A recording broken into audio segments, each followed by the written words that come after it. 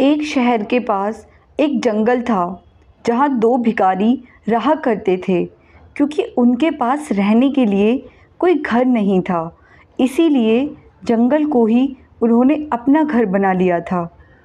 किसी इंसानों के घर के पास रहने पर वो वहाँ से उन्हें हटा देते, इसीलिए उन्होंने जानवरों के घर यानी कि जंगल में ही रहना मुनासिब समझा। स्वाभाविक रूप से वे दुश्मन की तरह एक दूसरे को देखते थे, क्योंकि वे एक ही पेशे में थे और दोनों में एक दूसरे से ज़्यादा भीख के पैसे जुटाने की प्रतिस्पर्धा थी। दोनों भिखारियों में से एक अंधा था और एक लंगड़ा था, और वे हमेशा अपने ग्राहकों यानी कि भीख देने वाले लोग को लेकर झगड़ते रहते थे। आप नहीं जानते कि भिखारी आपके बारे में क्या बातें करते हैं। उनके अपने ग्राहक हैं, उनके अपने क्षेत्र हैं। वे दोनों भिखारी लगातार लड़ रहे थे। उन्हें एक दूसरे के कारण बड़ा संघर्ष और प्रतिस्पर्धा करनी पड़ती थी भीख मांगने में। इसलिए वो दोनों भिखारी सालों से दुश्मन थे।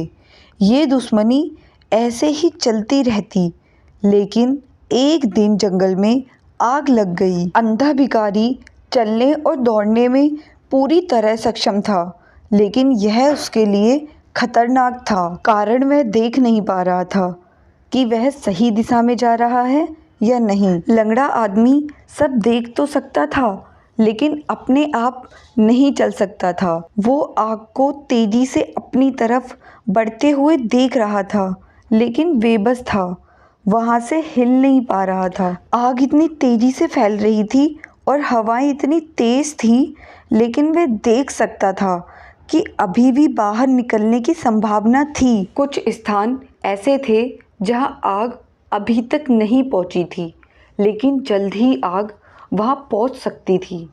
जल्द ही वे हर तरफ से आग से घिर जाएंगे। वे दोनों अपना सारा विरोध प्रतिस्पर्धा भूल गए। यह लड़ने का समय नहीं था, एक होने का समय था।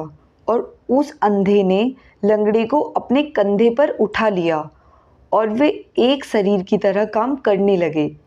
अब उनकी आंखें थीं और उनके दोनों पैर थे। लंगड़ा आदमी देख सकता था और निर्देशित कर सकता था कि उन्हें कहाँ भागना है, तेज या धीमे, और कितनी दिशाओं से बचना है। और अंधा लंगड़े को कंधे पर उठाकर दौड़ने में समर्थ था। वे बिना घायल हुए जंगल से बाहर आ गए। यह प्राचीन कहानी आपके दिमाग और आपके दिल के बारे में है। आपका दिल देख सकता है, लेकिन कह नहीं सकता। आपका दिमाग कह सकता है, लेकिन देख नहीं सकता।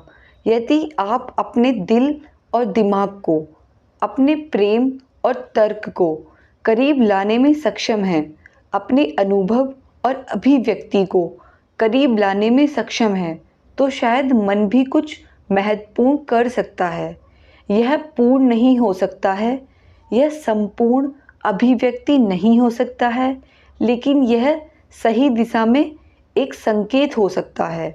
मैं ऐसा नहीं कह सकती हूँ कि दोनों के साथ आने से गलतियाँ नहीं होंगी, लेकिन उतनी नहीं होंगी जब वे अलग अलग रहते हुए होती थी। दोस्तों, अगर आपको मेरी दिल और दिमाग की स्टोरी अच्छी लगे तो कमेंट में अपनी राय ज़रूर दीजिएगा कि आपको स्टोरी कैसी लगी। और अगर मेरे चैनल पर न्यू आए हैं तो चैनल को सब्सक्राइब कीजिएगा। आपका बहुत बहुत धन्यवाद।